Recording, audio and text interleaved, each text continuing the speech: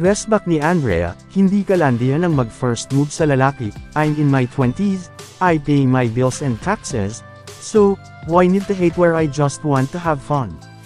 Inalmahan ni Andrea Brillantes ang mga nabasa niyang komento nang banggitin niya sa kanyang date or pass vlog na gusto niyang makadate ang basketballistang si Kai Sotto at ang baseball player na si Jacob Poternick na anak ni Ina Raimundo. Sabi ni Andrea ay wala siyang nakikitang masama sa sinabi niya dahil date lang naman at hindi naman para jowain agad-agad. Sa TikTok video niya nitong linggo habang nakasakay sa kanyang kotse at naglalagay ng makeup dahil may lakad siya ay isinabay niya ang reaksyon niya sa mga nagkomento. Anya, yesterday while I was at work, I saw a couple of articles nung sinabi ko na parang I'm single.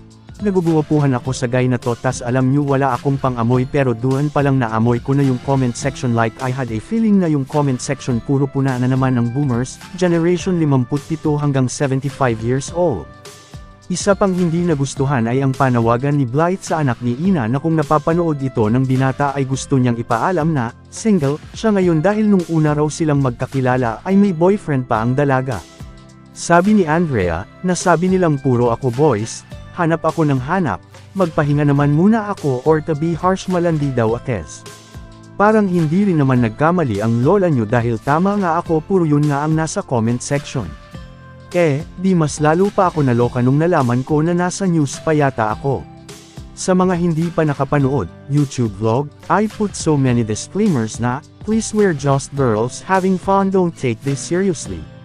And one of the reasons why I need it date or pass, instead of jojowain or tutropohin and the term jojowain for me is too serious na and the last time that I did that type of content I actually ended up being with the guy na trinopo ko, syempre ayoko nang maulit yun diba?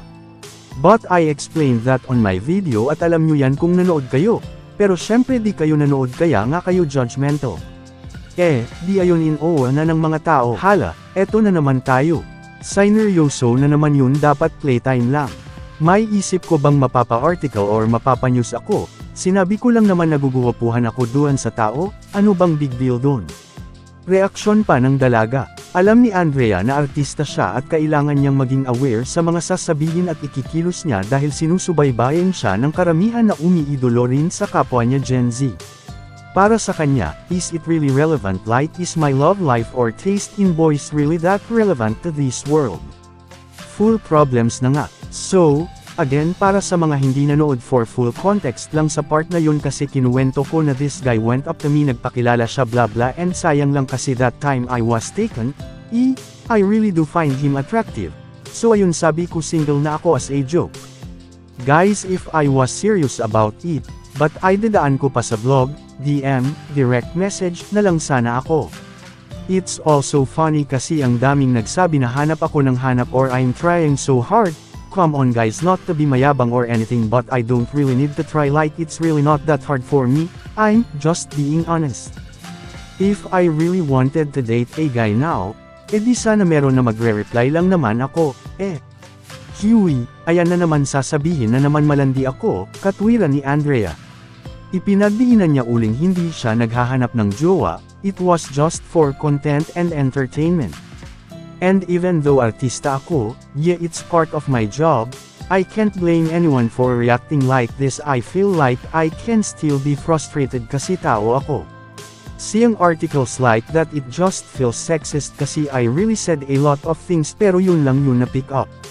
So, parang mas pinapamuko lang na I'm such a mababaw person all I think about is boys, boys, boys, pero ang totoo hindi naman talaga.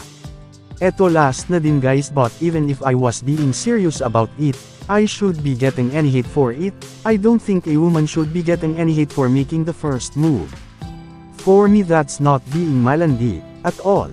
I don't think a woman should be receiving harsh words and hate just because she's being courageous sa lalaking natitipuhan niya. I'm in my 20s, I own a business, I have a nice career, I pay my bills and taxes. So, why need to hate where I just want to have fun? May nasira ba akong 3-month rule? Wala nga, ano ba kayo, date lang nga, di naman jojowain titigil ba ang mundo nyo?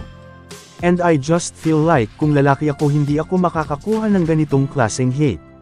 Feeling ko nga di ako mapapanews for this matter. Yun lang, naloka lang ako na napanews pa at ang daming articles kasi sino bang may pakiano ba kayo? Paliwanag mabuti ng batang aktres. Mr. Kasag pa here. Updated sa showbiz happenings, i-subscribe muna yan for more news update.